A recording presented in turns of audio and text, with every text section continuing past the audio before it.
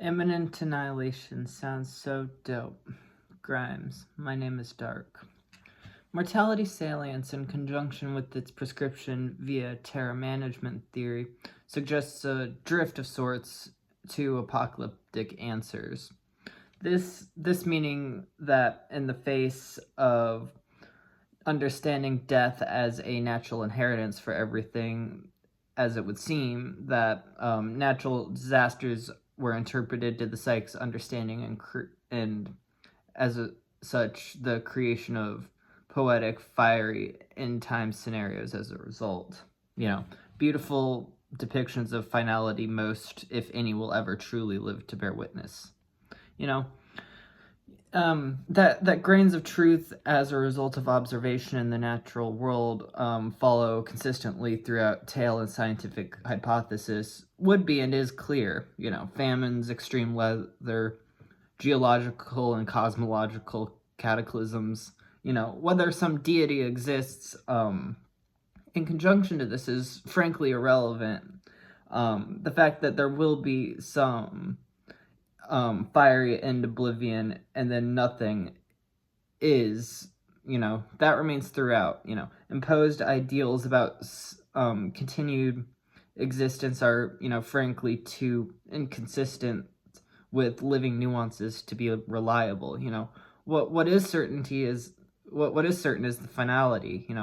What is certain is an end worth witnessing in its brutal beauty. It sounds so dope. Annihilation is comforting in its simplicity. Like comedy as horror, making the idea of its imminency comforting in its nothing neurotically. Not caring about living or dying for that matter. It's quote like whatever fuck it.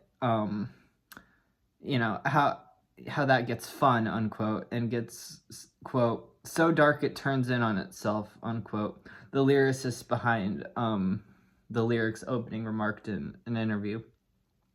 Annihilation as a wish is a projection and inheritance.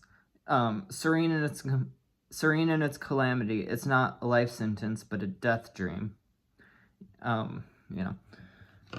Fear and fetish, wherein they meet and where they divorce, is up to complete circumstantial speculation.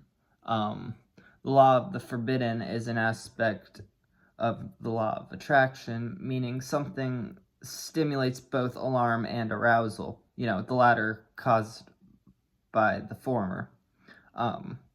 Quote, I will come on thee as a thief, and thou shalt know what hour I will come upon thee.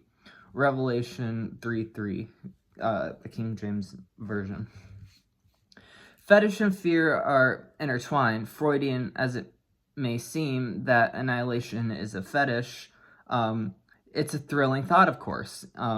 Annihilation is a kinky ideation in one, that the instant ego gratification in death as a symbolic fulfillment, and two, annihilation in most, if not every case, would not be instantaneous.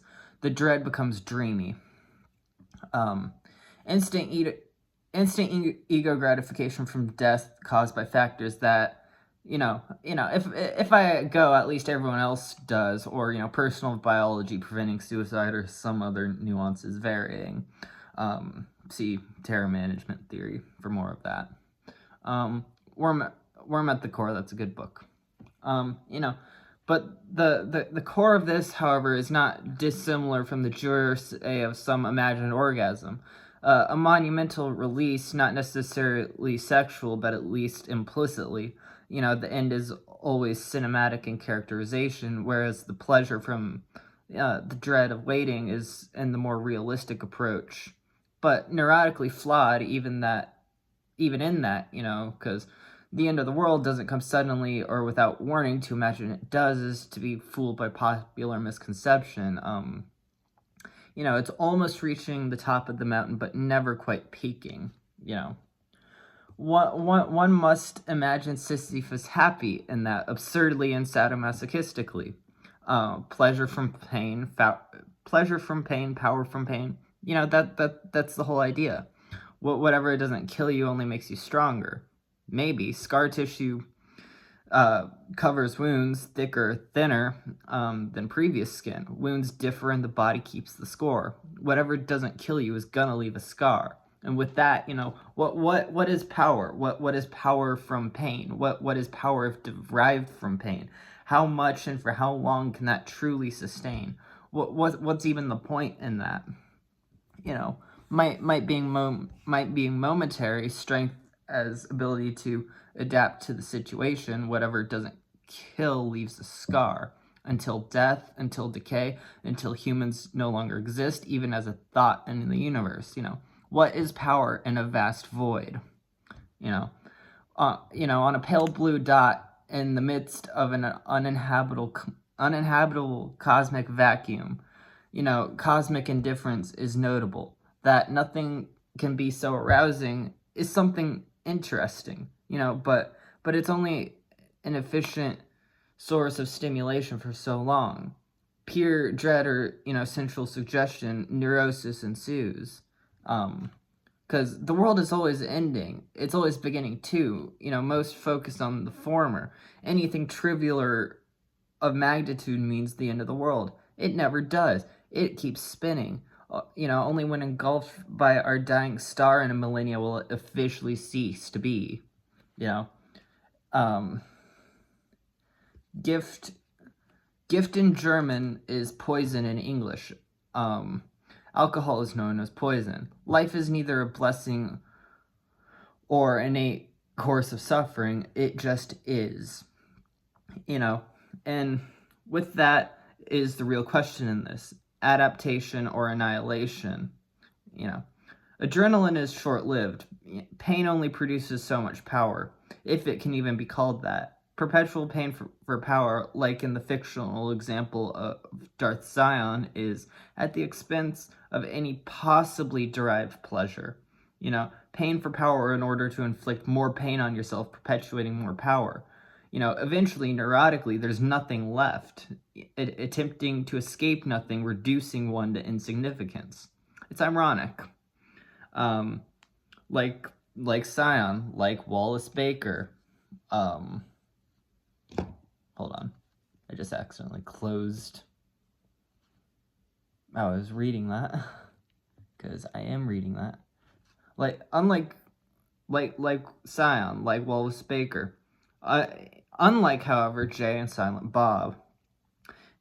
Sober solely for the short span of the second installment of Clerks, the famous slacker stoner duo, even meeting God herself, the conclusion is simple. Go to the quick stop, hang out, get stoned, whatever, And J.R.R. Tolkien stated this ideal simply in that if more of us valued food and cheer and song above hoarded gold, it would be a merrier world. And, echoed by Jack Sparrow in this sentiment that not all treasure is silver and gold. What value there is merely aesthetic for the most part. Power without pleasure is as worthless as it would seem.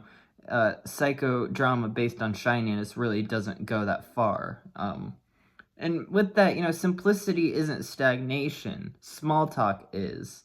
So, what's a neurotic? What's a good Nietzschean without neurotic nihilism? It's one spewed at a fucking time.